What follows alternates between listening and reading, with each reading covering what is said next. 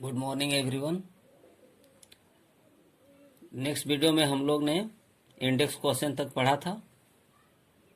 Index question का जो पहला क्वेश्चन था, वायु में जलने से मैग्नीशियम रिबन को साफ क्यों किया जाता है।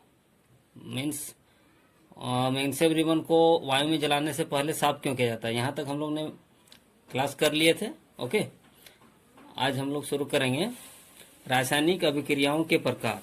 ठीक है, रासायनिक अभिक्रियाओं के प्रकार, टाइप्स ऑफ केमिकल रिएक्शंस। इसके अंतर्गत में आएगा संयोजन अभिक्रिया, कॉम्बिनेशन रिएक्शन, वियोजन अपघटन अभिक्रिया, डिकम्पोजिशन रिएक्शन, विस्थापन अभिक्रिया, डिस्प्लेसमेंट रिएक्शन, द्विविस्थापन अभिक्रिया, डबल डिस्प्लेसमेंट रिएक्शन, उपचयन एवं अपचयन, ऑक्सीडेशन एंड रिडक्शन। ठीक है, तो एक एक करके बारी बारी से इनको हम लोग समझने का प्रयास करते हैं। सबसे पहले हम लोग संयोजन अभिक्रिया कॉम्बिनेशन रिएक्शन को समझते हैं। ठीक है, लाइन बाय लाइन। ओके, ठीक। रासायनिक अभिक्रियाओं के प्रकार। रासायनिक अभिक्रियाओं के प्रकार, ये जो चैप्टर है रासायनिक अभिक्रिया एवं समीकरण, इसके कितने प्रकार हैं।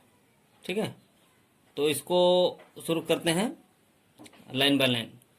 कक्षा 9 में हम अध्ययन कर चुके हैं कि रासायनिक क्रिया के समय किसी एक तत्व का परमाणु दूसरे तत्व के परमाणु में नहीं बदलता है। ठीक है, न तो कोई परमाणु मिश्रण से बाहर जाता है और न ही बाहर से मिश्रण में आता है।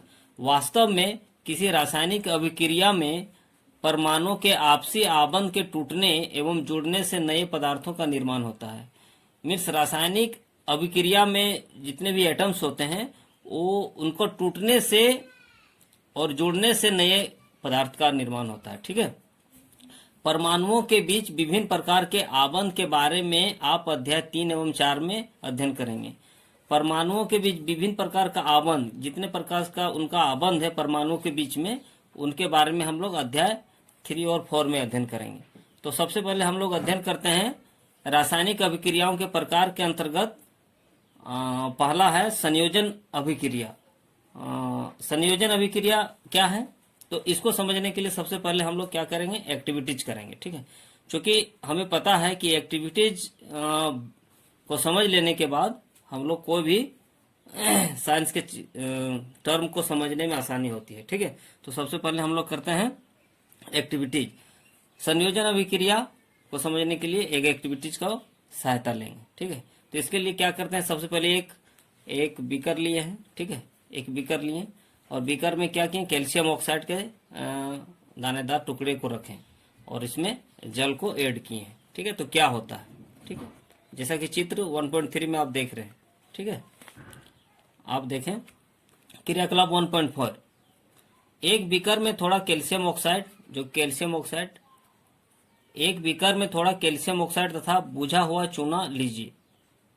एक बीकर में थोड़ा कैल्शियम ऑक्साइड तथा बुझा हुआ चूना लीजिए। ठीक है, कैल्शियम ऑक्साइड और बुझा हुआ चूना लिए हम। ठीक है, कैल्शियम ऑक्साइड, देखिए कैल्शियम ऑक्साइड, इसको हम कैल्शियम ऑक्साइड, ठीक है, CaO। ठीक, इसमें धीरे धीरे जल मिलाइए। ये लेने के बाद इस बीकर में क्या करते हैं, धीरे धीरे ऊपर से जल मिलाते हैं।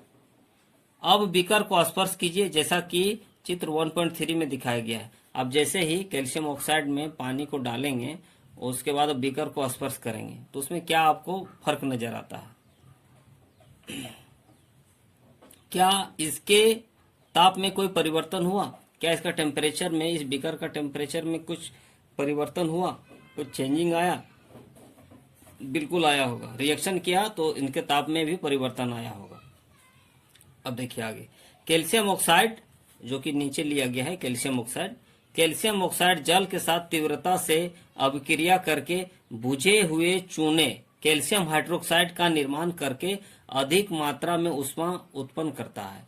जैसे रिएक्शन किया, ठीक है, तो कैल्शियम हाइड्रोक्साइड बुझे हुए चूने कैल्शियम हाइड्रोक्साइड का निर्माण करके अधिक मात्रा में क्या किया, हीट को रिलीज किया। ठीक है, जैसे देखिए कैल्शियम ऑक्साइड जो लिए थे सॉलिड के रूप में बिना बुझा हुआ चूना, जब कैल्शियम ऑक्साइड प्लस H2O, जब इसमें जल डालें, जल यहाँ वेपर की, जल क्या है, लिक्विड के रूप में, वेपर के रूप में नहीं है।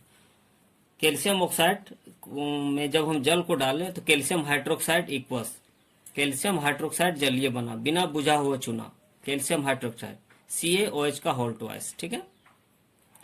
इस अभिक्रिया में कैल्शियम ऑक्साइड, जो कैल्शियम ऑक्साइड है, इस अभिक्रिया में कैल्शियम ऑक्साइड तथा जल, ये दोनों कैल्शियम ऑक्साइड तथा जल मिलकर एकल उत्पाद, आप देखेंगे यहाँ पर जो रिएक्टेंट है दो का है, ठीक है, एक कैल्शियम ऑक्साइड और एक जल, ठीक है।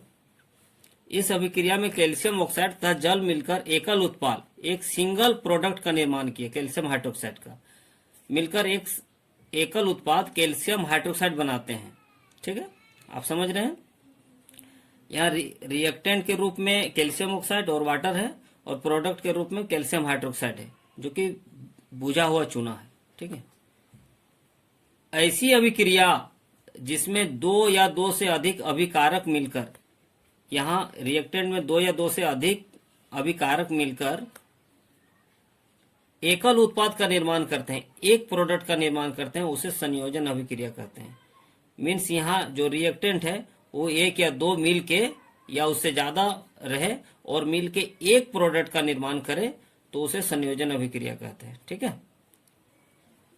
ओके, अब हम लोग आगे बढ़ते हैं। क्या आप जानते हैं ऊपर की अभिक्रिया, जो कि अभिक्रिया जो दिया गया है, ठीक है, ऊपर की अभिक्रिया में निर्मित बुझे हुए चूने के, जो बुझा हुआ चूना जो कैल्शियम हाइड्रोक्साइड निकला है, ठीक है, ऊपर की अभिक्रिया में निर्मित बुझे हुए चूने के विलयन का उपयोग दीवारों की सफेदी करने के लिए किया जाता है। मीन्स जो कैल्शियम हाइड्रोक्साइड है, बुझा हुआ चूना है, इसका उपयोग हम लोग दीवार को रंगाई करने में भी किया जाता है, दीवार की रंगाई करने में भी की जाती है।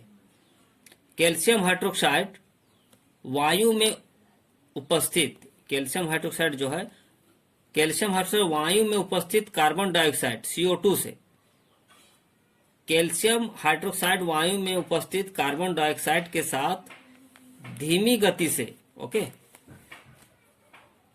दो धीमी गति से अभिक्रिया करके दीवारों पर कैल्शियम कार्बोनेट की एक पतली परत बना देता है, ठीक है।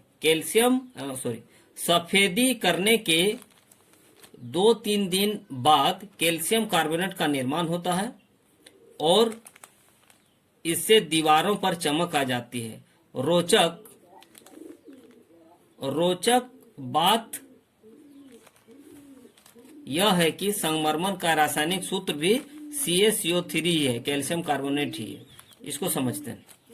कैल्शियम कार्बोनेट CaOH का whole twice equals calcium hydroxide CaOH का होल ट्वाइस इक्वस, जब CO2 गैसीय, जब CO2 से रिएक्शन करता है वायु के CO2 से, तो कैल्शियम कार्बोनेट बना, कैल्शियम कार्बोनेट और जल निकला, ठीक है।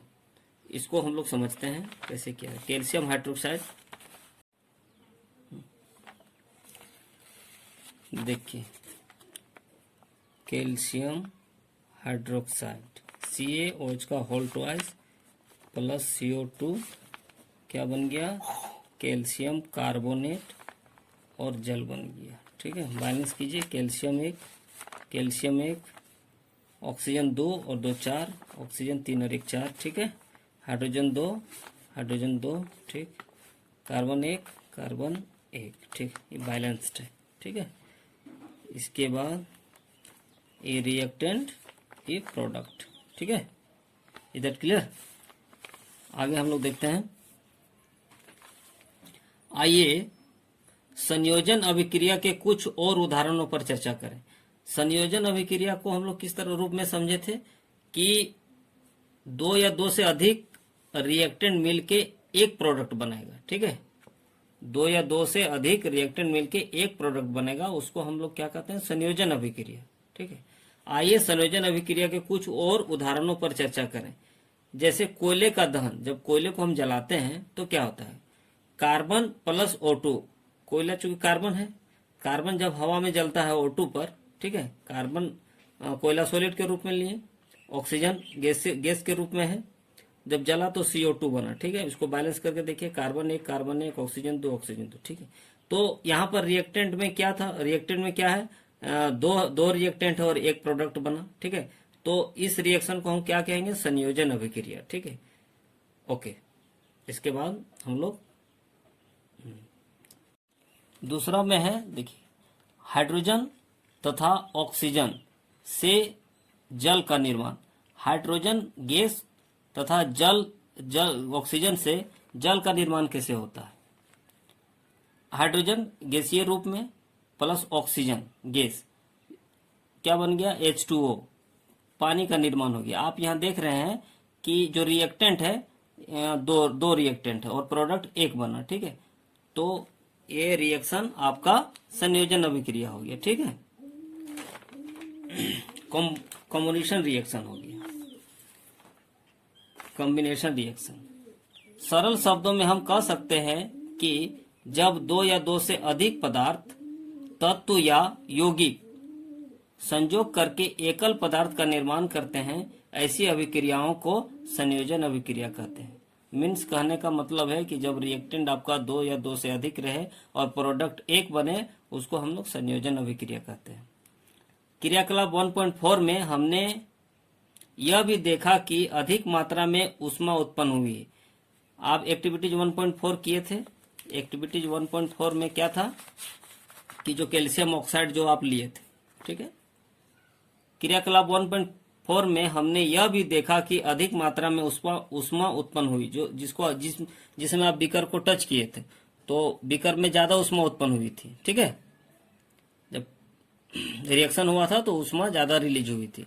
इससे अभिक्रिया मिश्रण गर्म हो जाता है। जिन अभिक्रियाओं में उत्पाद के निर्माण के साथ साथ ऊष्मा भी उत्पन्न होती है, रिएक्टेंट रिएक्शन किया और जो प्रोडक्ट बना उसके साथ साथ ऊष्मा भी उत्पन्न हो जाती है, तो उसे ऊष्माक्षेपी रासायनिक अभिक्रिया कहते हैं, ठीक है। जिसमें ऊष्मा भी ज्यादा मात्रा में उत्पन्न होती है, उसको ऊष्माक्षेपी रासायनिक अभिक्रिया कहते हैं, ठीक है। ऊष्माक्षेपी अभिक्रियाओं के कुछ अन्य उदाहरण हैं। प्राकृतिक गैस का दहन। प्राकृतिक गैस मीथेन, मीथेन का दहन, मीथेन को जब आप हवा में जलाते हैं तो CO2 बनता है और H2O बनता है और ऊष्मा निकलता है। अब इसको बैलेंस भी करके देख सकते हैं, ठीक है। CH4 मीन्स मीथेन, ठीक है, प्राकृतिक गैस। CH4 प्लस O2 क्या बन गया, CO2 प्लस H2O प्लस आपका एनर्जी रिलीज होगा, ठीक है। तो ये आपका कौन अभिक्रिया हो गया, ऊष्माक्षेपी रासायनिक अभिक्रिया, ठीक है। एक्सोथर्मिक केमिकल रिएक्शन, ठीक है। क्या आप जानते हैं, अब इसको बैलेंस करके भी देख सकते हैं, कार्बन एक, हाइड्रोजन 4, हाइड्रोजन 2 जब 4, ठीक है। अब ऑक्सीजन इधर है, 2 दूनी 4, 2 और यहाँ पर 2, ठीक है, 4। क्या आप जानते हैं कि श्वसन एक ऊष्माक्षेपी अभिक्रिया है। मीन्स कहने का मतलब है कि जो हम लोग श्वास लेते हैं, ठीक है, रिस्पायरेशन जिसको कहते हैं, वो ऊष्माक्षेपी अभिक्रिया है। उसमें क्या है, ऊष्मा रिलीज होता है, उसमें ऊष्मा, ठीक है। हम सभी जानते हैं कि जीवित रहने के लिए हमें ऊर्जा की आवश्यकता होती है। हम लोग सभी जानते हैं कि हम लोग को जिंदा रहने के लिए हम लोग को एनर्जी चाहिए। यह ऊर्जा हमें भोजन से प्राप्त होती है। जैसे हम लोग भोजन लेते हैं, उसमें जो ऊर्जा संचित होती है वो हमारे ब्लड में जाके पूरा शरीर में मिलता है, इससे हमको एनर्जी मिलता है। पाचन क्रिया के समय खाद्य पदार्थ छोटे छोटे टुकड़ों में टूट जाते हैं। जैसे चावल, आलू तथा ब्रेड में कार्बोहाइड्रेट होता है, जो कि हम लोग जानते हैं कि भरपूर मात्रा में कार्बोहाइड्रेट होता है। इन कार्बोहाइड्रेट के टूटने से ग्लूकोज प्राप्त होता है। जितनी मात्रा में हम लोग कार्बोहाइड्रेट लेते हैं वो टूटता है तो ग्लूकोज में टूटता है। यह ग्लूकोज हमारे शरीर की कोशिकाओं में उपस्थित ऑक्सीजन से मिलकर हमें ऊर्जा प्रदान करता है, ठीक है। जो ग्लूकोज बनता है वो हमारे जितने भी सेल्स हैं उसमें जो ऑक्सीजन पाया जाता है उससे मिलकर ऊर्जा प्रदान करते हैं। इस अभिक्रिया का विशेष नाम श्वसन है, जिसका अध्ययन आप अध्याय 6 में करेंगे। हम लोग आगे के अध्याय में इसका अध्ययन करेंगे श्वसन का। ठीक है, आप ये रिएक्शन को देखिए, C6H12O6 इक्वल्स, इसको ग्लूकोज कहते हैं। जब सेल्स में उपस्थित ऑक्सीजन से जब ये रिएक्शन करता है in the presence of water, चूंकि हमारे शरीर में वाटर तो रहता ही है, ये तीनों मिलके क्या बनाता है, देखिए CO2 इक्वल्स प्लस H2O जल प्लस ऊर्जा रिलीज करता है। ठीक है, ये ऊर्जा हम लोग का शरीर में हम लोग को कार्य करने की क्षमता को प्रदान करता है। ठीक है, आगे क्या है, शाक सब्जियों, जिसको हम लोग कहते हैं वनस्पति द्रव्य का विघटित होकर कंपोस्ट बनना भी ऊष्माक्षेपी अभिक्रिया का ही उदाहरण है। ठीक है, जो शाक सब्जियां जो का विघटन जो होता है, कंपोस्ट जिसको हम लोग कहते हैं, वो अभिक्रिया भी क्या है, ऊष्माक्षेपी अभिक्रिया का उदाहरण है। ठीक है, थैंक यू। हमारे चैनल को आप सब्सक्राइब करें। ओके।